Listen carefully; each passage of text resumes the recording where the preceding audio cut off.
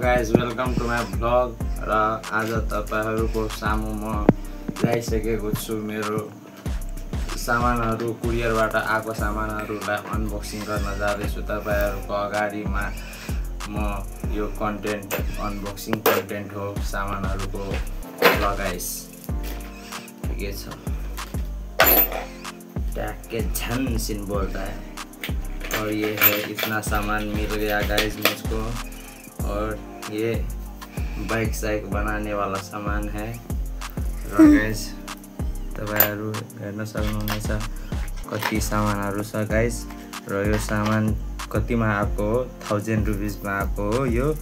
र यति सामान आउँछ 1000 मा ल गाइस यदि तपाईहरु पनि बाइक मेकानिक यताउति र आफ्नै सेल्फ मेकानिक बन्न चाहनुहुन्छ भने थोरै आफै पनि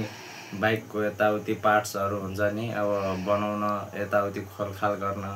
केही सहयोगको लागि यो चाहिँ काम लाग्ने सामान हो र अर्कोमा चाहिँ यो चाहिँ गाइस म तपाईहरुलाई अझै पनि खोलेर देखाइदिन्छु यसमा के छ गाइस र यसमा चाहिँ आउने भनेको यो र गाइस यो सामानहरु चाहिँ दराजबाट आको हो मलाई दराज एप एकदम मन पर्छ किनकि त्यसबाट स्क्याम चाहिँ हुँदैन अब सामानहरु कुनै डुप्लिकेट पनि आउन सक्छ र आउँछ पनि कुनै डुप्लिकेट सामान तर स्क्याम चाहिँ हुँदैन पैसा र पेजहरु धेरै जस्तो पेजहरुमा चाहिँ स्क्याम हुने धेरै डर हुन्छ त्यो भएर गाइस म खास गरेर दराजबाटै मगाउँछु र यसमा चाहिँ गाइस के रहेछ क्या है ये र गाइस यसरी प्याक भएको आएको छ प्याक भएर गाइस यो म तपाईहरुलाई हजुरहरुलाई म देखाइदिदै छु यो के हो भनेर प्याक त बवालसँग आएको छ प्याक भएर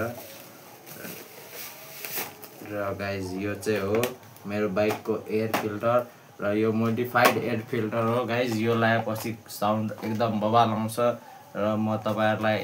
एनदर